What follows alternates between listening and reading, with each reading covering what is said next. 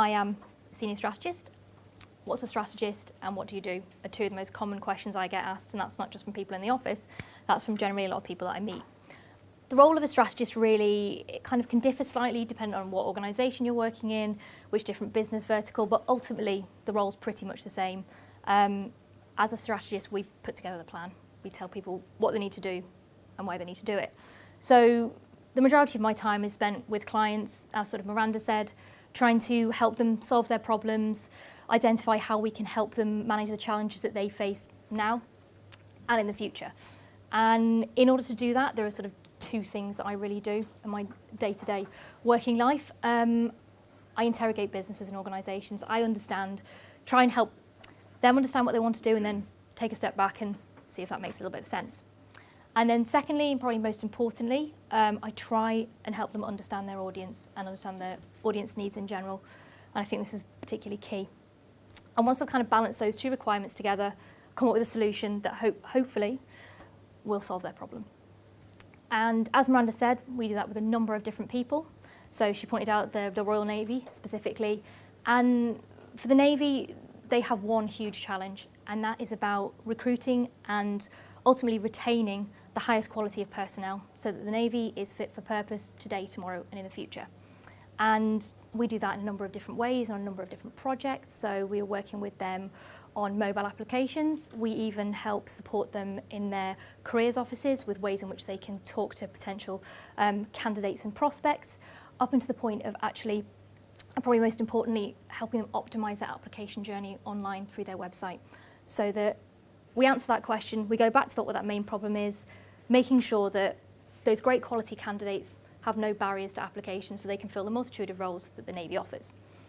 And also with arthritis research, as Miranda said, we do a lot of work with them, and they're a really interesting client because they're going through a huge sort of propositional shift at the moment. So they're really changing their focus from being quite a research-led company to much more focused on people with arthritis, and they're really looking at providing information to the people that live with the condition. So one of the projects we currently have live is looking at how we can develop a strategy for them to better create, manage and deliver content to support the needs of this audience.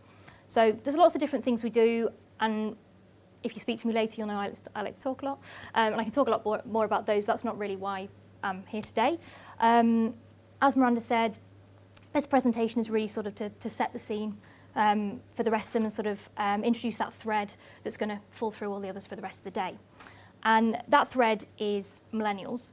I said that I spent quite a lot of my time trying to understand the needs, behaviours and attitudes of audiences, and there is one audience in particular that have become kind of ever-present for us as marketers over the past couple of years, and that's millennials. They're particularly important. So what I'm going to do over the next sort of 20, 25 minutes or so is tell you a little bit more about who they are, make sure we've all got that clear, then look at if any sort of traits bind them, or if they don't, how can we try and find some distinguishing behaviours amongst them, look at the impact that has on you as marketers, and then look at who is effectively connecting with millennial audiences and looking at those who maybe need to try a little bit harder. So, millennials. I think, love or hate the term, we talk about them a lot. Who are they? We often refer to them by different titles. We have Gen Y, Echo Boomers, Generation Me, but ultimately millennial seems to be the term that people have settled on. And that was first coined in the late 80s by a couple of American social researchers who were basically trying to come up with a term for the people that followed Gen X, essentially. And they felt this sort of fitted, really. No exact date range actually exists to categorise a millennial, but roughly speaking, everybody agrees that it's anybody born from the early 80s up until the year 2000. So in today's terms, that's anybody that's 16, 17 to the ages of 34, 35, which is quite a lot of people. Actually, in the UK today, 1 in 4 adults is categorised as a millennial. And I can see some fist bumps down there. And by 2019, that number is expected to hit around about 17 million. Millennials themselves are widely acknowledged as the largest consumer generation ever. They adapt and adopt technology quicker than anybody else. And for these reasons, they're really kind of typified as a bellwether group. They're the catalyst for mass market adoption, and if any behaviour is to be monitored, it's a millennial's behaviour. However, that's where we come to a bit of a problem. Because there are so many of them, how do you start to consider, how do you categorise what essentially is going to number 17 million of our population? It's not an easy task. Some people have already tried and the results have been quite contradictory. Some people consider that they are selfish, yet others say they're sharing. Some say they're lazy, others say they're entrepreneurial. They're even referred to as the boomerang generation in the fact that they fled the nest, done what they need to do, then come back home when they're failing to get on that property ladder. However, if you think about what I just said, some within that group are only 16 or 17, so haven't even left home in the first place. So this is a very crude diagram to show the millennial spectrum to really put it into perspective. So if you look down here, and those that are astute will see that's the Lego Ron Weasley that I've got down there, and he's representing our kind of younger end of millennials. So if you're 16 to 17-year-olds, they are largely financially dependent on parents or guardians. They're most likely to live at home, in full-time education, and have very limited knowledge of the working world. And if you shift yourself to the other side over there, you've got your 34 to 35-year-olds, a lot less financially dependent on parents. They're more likely to be in rented accommodation with friends or family. They are more likely to have a family. And also they have sort of 10 years worth of working experience, essentially. So there's quite a lot to consider. And then if you also throw into the mix actual typical behaviours of people within this demographic, it's really important when considering millennials that any insights are distinguished that are specific to them and not just for young adults at any age. So I may have painted quite a complicated picture of how we're actually going to try and understand a little bit more about these, which ultimately will help you in your marketing efforts. But if somebody asks me, do you think there are any distinguishing behaviours that you can leverage as pillars to any activity, I do think, yes, there are. So distinguishing behaviours of this group: experience, value exchange, information, influence, and purpose. I'm just going to talk to you a little bit more about what those three things mean. First, experience. And experience, I think, is probably the one that people most frequently reference when they're talking about millennials. It's all about experience. It's all about what they do and not what they have. I think today we find ourselves in quite a different place than we were in the 80s, when consumers were very much defined by what they earned and what they owned, and that really sort of set about a bit of a social status. Today, the perception of what's valuable has changed quite significantly. It's the experiences around brands or products that make them increasingly desirable, or at the very least, preferable. And some brands have recognised this earlier than others.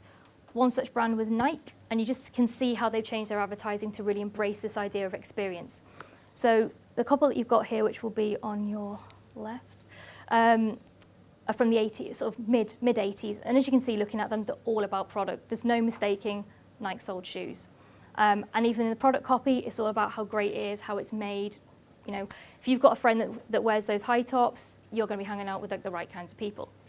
But then if you move over there, on the other side, these are some ads that they have got from the late 90s into the 2000s, and product has been completely removed. They've been brave enough to just take away the shoe. So what Nike are really trying to say is that, wow, if you wear Nike products, you buy our tops, shoes, whatever it is, you can run off into the sunset with your surfboard, or equally you can jump off a cliff. It's great. It's all about aspiration, and they've been brave enough to do this, and we're seeing it a lot more with brands today. So the idea of experience and having a preference for it over a thing or a material good is not something that's hearsay. It's not something that marketers have sort of whipped up so that we can start doing things like this. It really actually has been grounded in some quite significant research. So a couple of years ago, PwC had quite a significant report where they found some compelling stats to back this theory up. They found that millennials, above any other generation, were really actively seeking out experiences over things, and they were really willing to trade their hard-earned cash for these experiences. And ultimately, brands who are performing best at the moment are delivering experiences that are grounded in personalisation. The more a brand knows about a customer, the better the experience they can deliver. And this idea of the customer interface, that touch point between a brand and a customer that's been facilitated by personal data, is really where sort of the hard ground is being fought at the moment. So that kind of leads nicely on to the second theme, which is value exchange. And it's that typifying behaviour that millennials won't do something for nothing. They need to know what's in it for them. This is very much linked to the idea of personalisation and better experience. And today, the concept of value exchange very much hinges on the idea of the sharing of personal data. And I think we all know that in order to deliver more nuanced marketing communications to make them more targeted, brands need data. Unfortunately, millennials are quite a savvy bunch and they know this.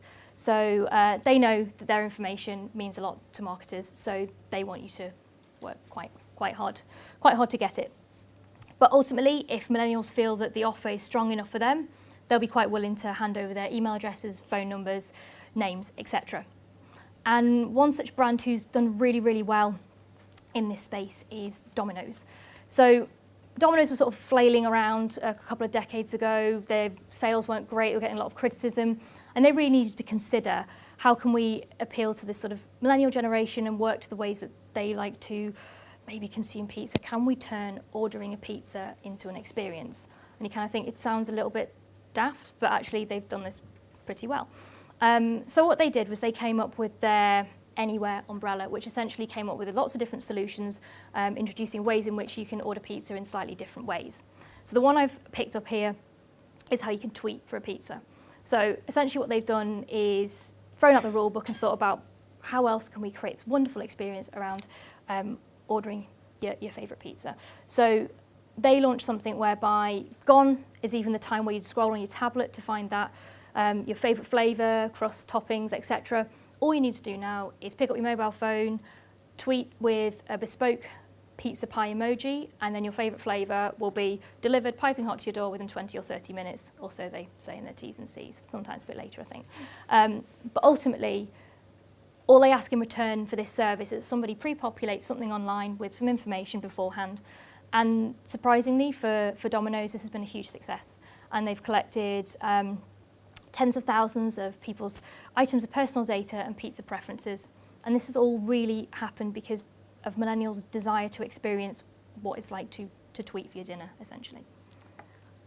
And then coming on to the final theme, which is information, influence, and purpose. So millennials themselves are information-hungry beings, and Bauer produced this really great report called the Millennial Chapter last year, which was a lot of primary research with millennials based in the UK. So if anyone hasn't read it, it's really some good data in there. They categorise them as superb knowledge gatherers, and they do this to ensure that they are making the right choices for themselves and for others around them. They're all about authenticity and transparency. So if they get a whiff of anything disingenuous, hidden, or unclear in the way that you're talking to them, they lose interest really, really quickly. And in fact, the more open you are with them, the more likely they are to become loyal to your cause, essentially. They, as a group, they seek out others. They like to be involved in conversation. They like to ask questions. They like to share their opinion, but often that opinion is shared to support others. They're inquisitive and really kind of wedded to the idea of social purpose and positive contribution. They really want to know more so now what a brand's about, what's their history, what's their background. And this increased desire to want to know more about a brand story has really shifted the relationship that exists today between brands and millennials. It appears more like a partnership where something does one for the other. And brands these days, I think, are more accepting of ideas like co-creation, and they're more readily accepted into the way they wish to market to this group of people. So in terms of that idea of purpose, a couple of the examples I've got pick up on that quite strongly. But before I move on to them, I just really wanted to kind of summarize those three trends and say that for me, the sort of thing that really stands out from them is uniqueness and individuality, from their desire to want personalized things, from being in control of their decision making.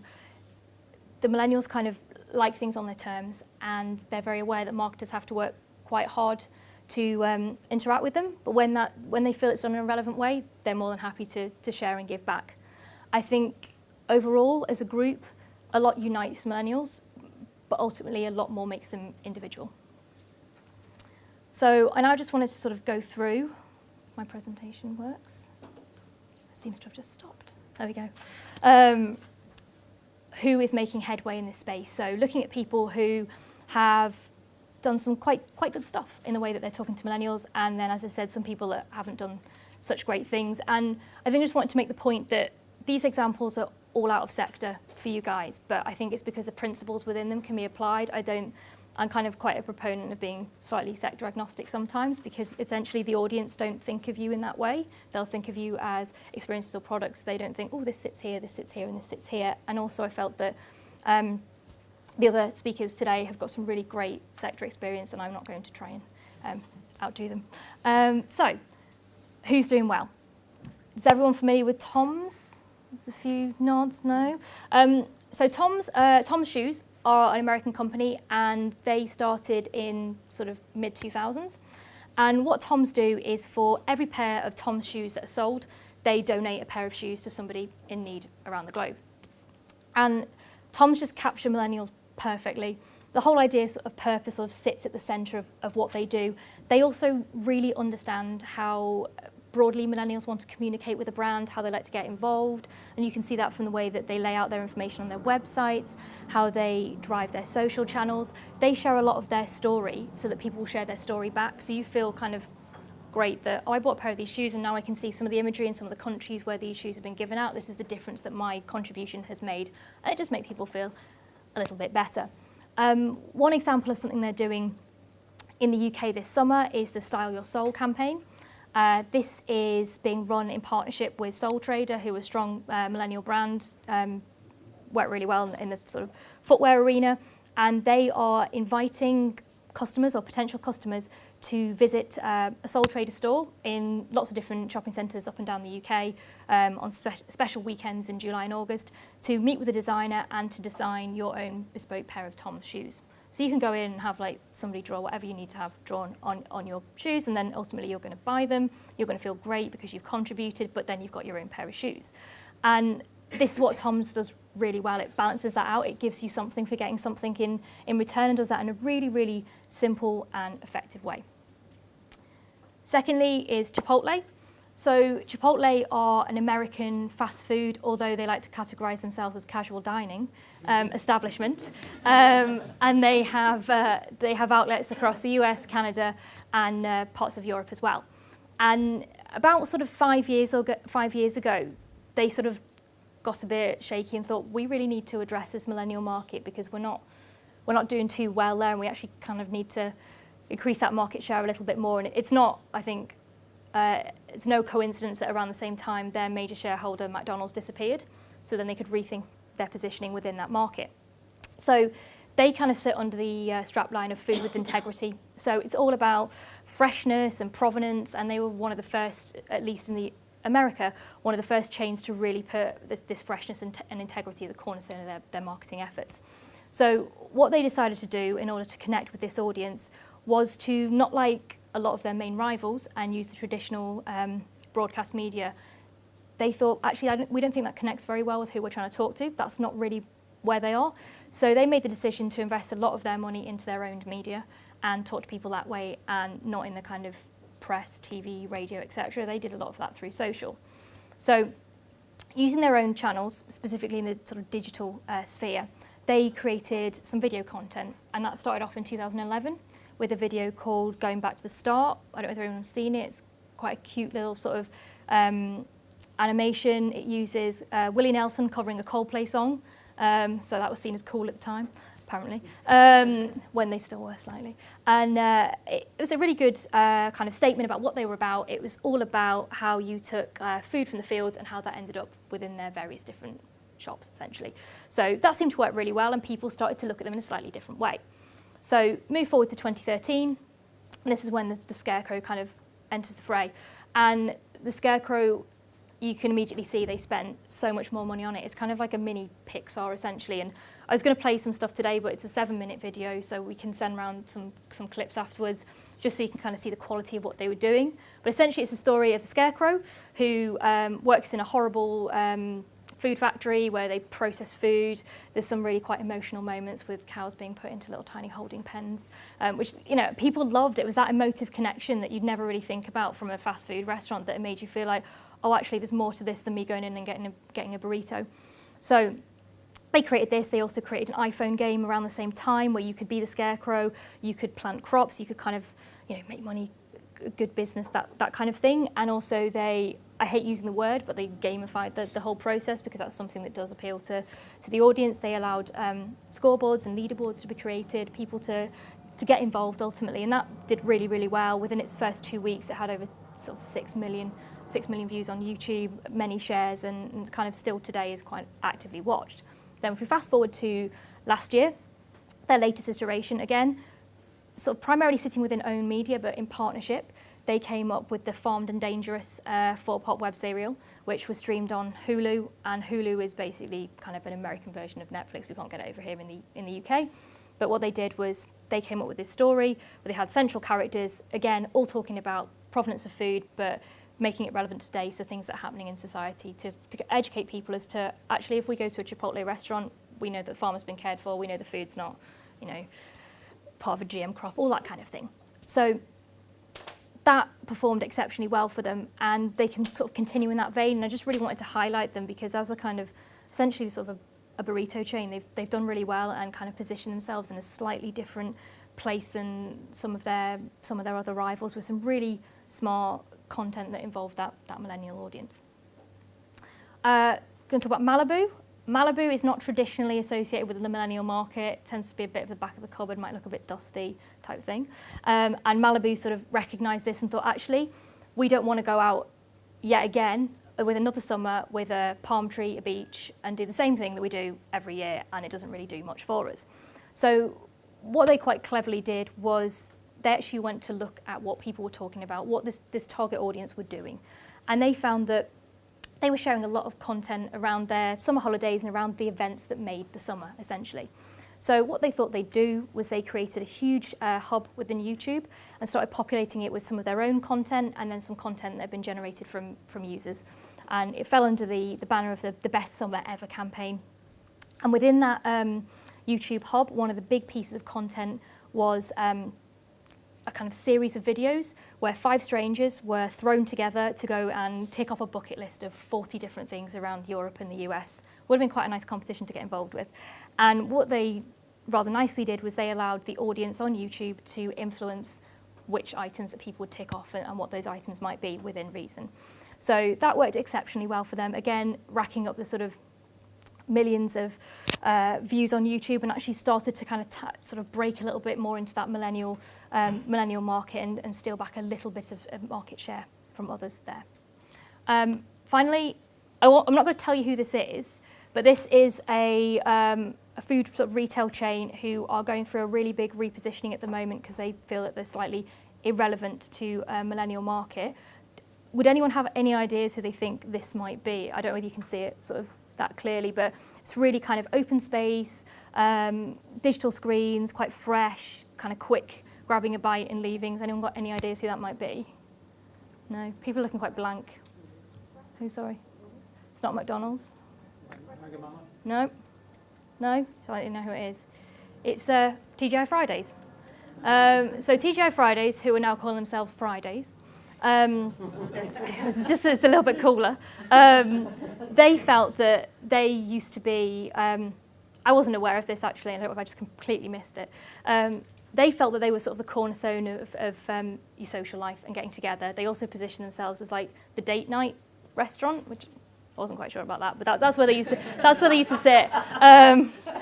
Depends what you like. And they really felt under threat from the likes of Starbucks, and they've seen all this kind of stuff happening, and they're seeing millennials kind of moving, not that I don't think they were there in the first place, but really kind of sticking to these places where they can grab a quick bite to eat, they can plug in, go on the laptops, chat with their friends, that kind of thing. And they want to try and capture a little bit of this before they sort of, the baby boomers that they originally appealed to really don't go out anymore. So they've launched this in America, and they're going to launch a very similar looking one in New York towards the end of the year, and potentially if this takes off, we might see that over here. But it's just interesting to see how they're tailoring their whole kind of product and offering around a millennial audience. So when there's good, there's always some bad, and it's always sometimes quite funny to show some of the bad things because nobody that made them's in the room, so it's fine. So just a couple of examples of when companies who are trying to talk to millennials went a little bit wrong. So I don't know whether anyone saw this, the House of Frasers campaign that happened around Valentine's Day this year. So their campaign was #Emotional. And what they tried to do, they had this great idea that they thought millennials spoke to each other in emojis. And for those of you kind of unaware of emojis, they're just the picture icons that you have there. And they thought, great idea for Valentine's Day. We're going to tweet out some completely emoji-filled tweets. And if you can work out the question that we're asking in that, you can enter to win some prizes. So it sounded, I think, on paper, the agency probably thought that would work. However, in the execution, it went slightly wrong. So when you actually explain this out, it does sound quite bad. House of Fraser tweeting Kanye West a picture of his hand on his wife's bottom saying, practice what you preach. It doesn't feel like it quite works for the House of Fraser. And it was actually so sort of negatively reacted to that people thought that their account had been hacked because it was so unlike the House of Fraser and it just didn't, arguably people say, no PR's bad PR, but I'm not quite sure with the audience they were trying to attract. It really, really didn't go down well. And then a second one, it's quite topical, from the Stronger In campaign. Arguably this might have worked. But this was a suite of material that they made for the millennial audience to try and encourage them to go out and vote. And this started off with a video online. And so what they thought would be a really good idea would be to think about all the things that millennials like to do and then remove the G off the ends of them. So you've got learning, mixing, working, voting, working, earning, making, voting, chilling, meeting, touring, voting. Other executions were dancing and roaming as well. But it just absolutely tanked. And people were, more than anything, a lot of people talk about millennials as all experiences about this and about that, but they are still an intelligent group of people and trying to sway them to vote because, you can chill, but I've got to vote. And it really jarred with the audience. And they were quite affronted that the Stronger In campaign felt that they couldn't talk to them in a slightly more adult way about the reasons why they should go out and have their say. So there was lots more, but I restrained myself from putting them in. But ultimately, what really went wrong there was the sort of language and the tone. It was taking one thing that was known about sort of millennials and then applying that to everybody and then putting that out in a language that quite jarred with the brand anyway. There was no sort of smooth transition from the House of Fraser into thinking about, can we start including these kind of things in our tweets? How can we, better talk to these people? So before I finish, I just want to kind of leave some considerations for those of you who are working on any campaigns or content for that millennial audience. So first and foremost, digital is key to a millennial's relationship with a brand. They consume a lot of digital content and they do this often device from device, from location to location, but don't actually make that distinction between themselves. And it's that touch point between a brand and a consumer across those different devices where certain people and people say this very often, Uber and Airbnb are doing exceptionally well because they make that touch point really simple and really seamless. So thinking about that, the sort of 5 points that I wanted to make. The first one is listen, and I can't stress sort of highly enough about doing some primary research and really looking at what your audiences or potential audiences are talking about. It goes a long, long way because often campaigns we've worked on, if we've gone and had a listen, there might be a little piece of insight that comes back off something going, okay, they seem really interested in this topic. We'd never put that topic against our product. How can we bring these two together? Secondly, it's leading with content and not a device. I sort of mentioned there they do go from device to device, but it can sometimes be a mistake to think, millennials use Snapchat, therefore we have to use Snapchat. And it's like, actually, why? Why do they use it? Have we got the authority to talk to them in that channel? And really starting with an idea that works for them, often that comes out of the listening work that you've done. Third point, be authentic. It's very simple. If you're not, they soon find out, and then they're not interested. This is doesn't quite go with the rest of the list, but it's really important to mention. Don't forget the others. So your poor baby boomers, your Gen Zs, or your Gen Ks as they're called now, Generation Katniss, after Katniss from the Hunger Games. They're following your millennials. It's really important to recognise there are other groups that surround them. Don't forget the commercial value of baby boomers, for example. And also with millennials, they'll tend to behave that way first and then others will follow. So just not cutting everybody out for the benefit of them. Then finally, deliver an experience, and kind of sounds quite simple, but experience in itself doesn't have to be complicated. So when I talked about those customer interfaces, you know, what Uber does, essentially Uber lets you book a taxi, that's it. And when you look at what Uber does, when you look at, I said Airbnb, loads of other websites do what Airbnb does, but it's the way that it does it which kind of creates that experience around it and why people like to go back to them. But if there's one point I would sort of make to leave you with today, it's the idea of identifying uniqueness. I think you consider this group as one at your peril. It's not a homogenous set or one homogenous group. It is a set of people with a similar mindset, and they're driven by experience, purpose, and value. And I think nobody better encapsulates this and needs to say any more than Android does with their sort of strapline current campaign, which is be together and not the same. So thank you very much.